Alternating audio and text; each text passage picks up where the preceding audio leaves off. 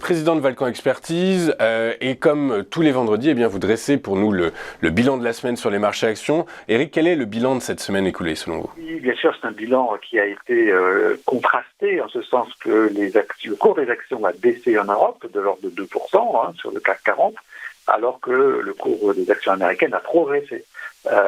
L'écart entre les deux, c'est bien sûr les technologiques, c'est le Nasdaq qui a fortement progressé, ou les quelques valeurs technologiques du S&P 500 qui l'ont propulsé, qui ont permis une hausse de l'ordre de 1% au cours de la semaine écoulée, alors qu'on a perdu environ 2% en Europe. Donc c'est une semaine contrastée de contre-performance de l'Europe par rapport aux États-Unis et de légère baisse de l'euro contre le dollar. Ok, très clair. Du coup, on va faire un tour de l'actualité que vous avez sélectionnée pour nous, l'actualité qui impacte l'évolution des marchés financiers. On va commencer par le mouvement de désinflation en Europe, marqué dans quasiment toutes les principales économies de la zone euro. C'est effectivement la première information, la première actualité, donc la plus importante, avec cette confirmation d'une forte décrue de l'inflation en zone euro, qui a été d'ailleurs même plus importante que ce qui était anticipé par le consensus.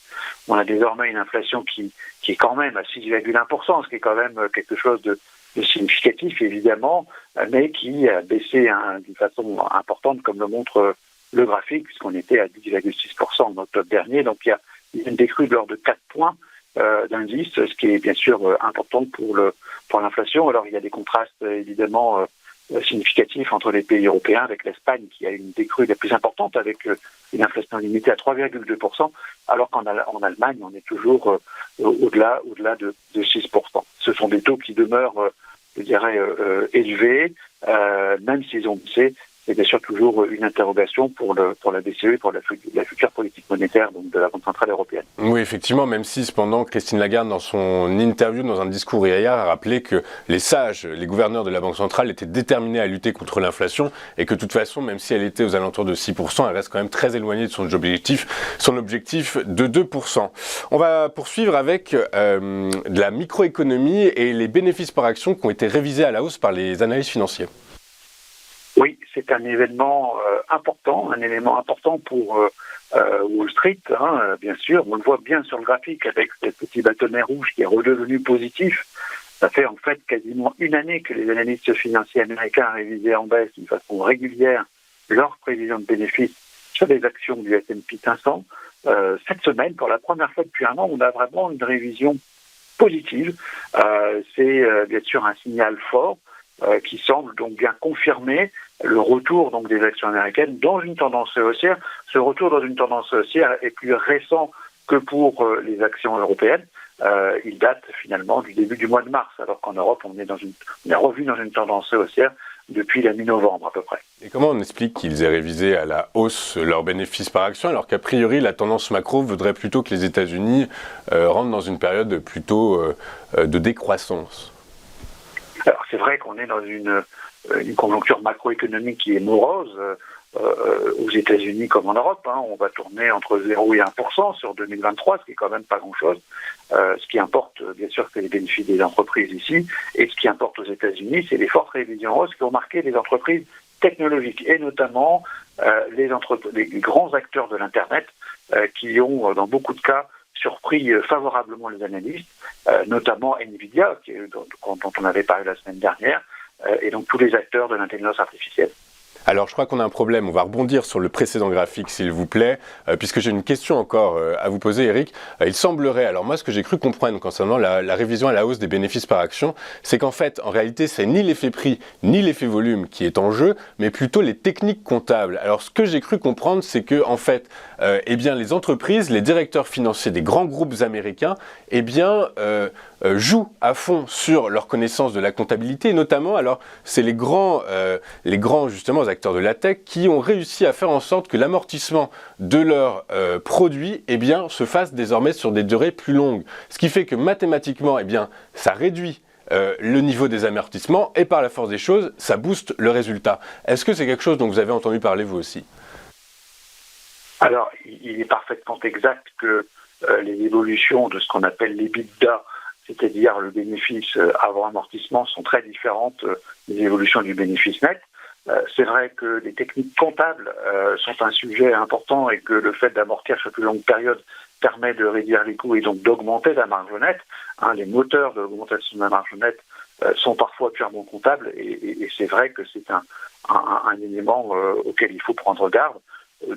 À ma connaissance, il n'y a pas aujourd'hui de pratiques particulièrement, je dirais, marquées récemment sur les comptes américains. C'est un sujet qui mérite un développement plus important, qu'il est difficile de mener dans le cadre de ce point hebdomadaire, je pense. Bon, effectivement, c'est un sujet qui mériterait qu'on vous entende, que vous veniez, déjà que vous reveniez sur notre plateau, Eric, ça fait 15 jours qu'on ne vous a pas et vous nous manquez, mais effectivement, ce serait bien qu'on développe ce point particulièrement important. On va poursuivre vos actualités avec ce que certains qualifient déjà de bulle, de boom. Alors, pour l'instant, on parle de boom de l'intelligence artificielle, certains parlent de bulle. Qu'est-ce que vous en pensez, vous, Eric ? Alors, c'est le troisième point, c'est Capgemini qui a donc bénéficié de cette mode, en quelque sorte, ou de cette coqueluche nouvelle du Nasdaq, donc l'intelligence artificielle. C'est vrai que c'est un sujet absolument majeur, et donc je l'ai pris ici parce que je crois que c'est un sujet qui est effectivement extrêmement important. Il a été mis à l'ordre du jour et aux actualités générales par les avertissements qui ont été faits par les entreprises et je dirais les créateurs finalement de l'intelligence artificielle, qui mettent en garde contre un usage irraisonné de ces technologies. Il se trouve que l'intelligence artificielle constitue un saut technologique considérable, effectivement, que depuis l'aube de l'humanité, le progrès technique a toujours généré des gains de productivité extrêmement importants et que, effectivement, aujourd'hui, c'est un sujet très important pour le futur des entreprises américaines, des entreprises tout court, et de l'humanité, pourquoi pas. Mais en tout cas, il y a là un sujet extrêmement important qui est capable, en fait, comme tout gain de productivité, à la fois de générer des hausses de marge des entreprises qui vont faire donc des gains de productivité, des baisses de coûts, qui est capable aussi de générer une croissance future et surtout aussi de limiter l'inflation parce que grâce à, je dirais, ces technologies ou la technologie, une façon générale,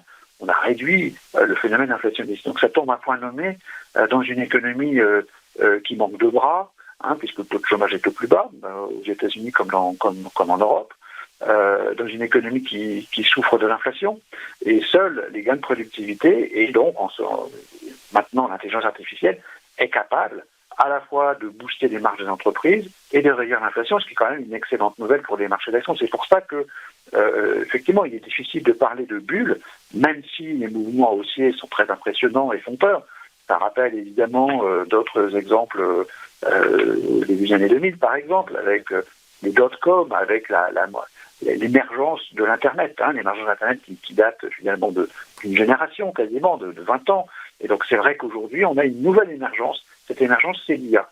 Et c'est pas un épiphénomène. C'est un phénomène vraiment important.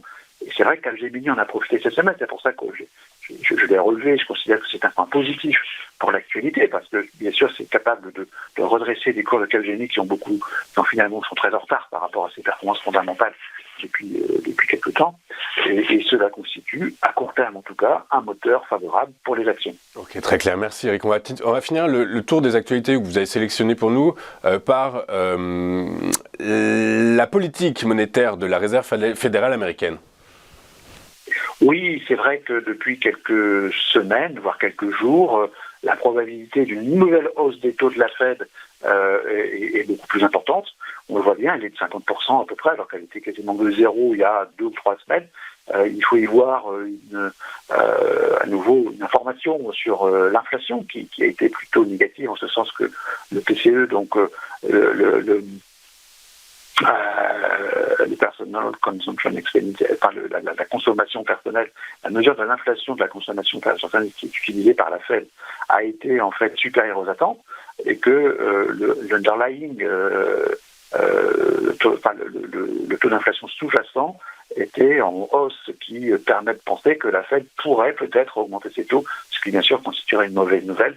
C'est pour ça que nous avons considéré cette actualité comme négative. Même si ce matin, nous expliquions dans nos actualités que le consensus FedWatch, lui, estime à 71% que la Fed va maintenir ses taux dans la fourchette actuelle entre 5 et 5,25% pour deux raisons. La première, c'est permettre aux membres du FOMC de prendre du recul sur les 10 dernières hausses de taux qui ont été réalisées et de voir quel est leur impact dans l'économie réelle. La deuxième raison, c'est toujours le secteur bancaire qui est sous surveillance par les sages du FOMC et ils souhaiteraient avoir plus d'informations, plus de statistiques, plus de données sur l'impact de ces hausses de taux sur les bilans des établissements bancaires américains. Donc tout ça reste effectivement encore à voir. Merci Eric pour ce tour de l'actualité. Du coup, avec l'ensemble de ces informations, quelle est votre synthèse de la semaine ?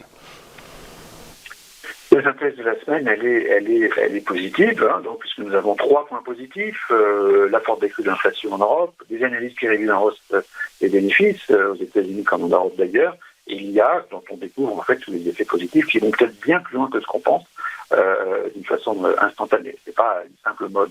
Et puis on a enfin cette évolution des anticipations vers une possible hausse des taux qui était quasiment nulle jusqu'il y a quelques jours et qui est devenue positive. Alors, elle est autour de 30 et 50% suivant les mesures qui sont faites, mais en tout cas, il y a un risque effectivement de nouvelles hausses de taux pour la prochaine séance du Federal Open Market Committee. Ouais, on est dans une méthodologie positive. Ouais, c'est très clair et ça, c'est notamment le marché du travail qui l'explique. Vous avez parlé de l'inflation, notamment sous-jacente, mais effectivement, le marché du travail aux États-Unis est toujours très vigoureux. Du coup, par la force des choses, eh bien, certains membres votants et non votants du FOMC bien expliquent que l'économie n'a pas suffisamment ralenti et donc il faut continuer à relever les taux. Merci Eric. Donc en fonction de cette synthèse, quelle est votre recommandation ? Vous restez à l'écart des marchés d'actions ?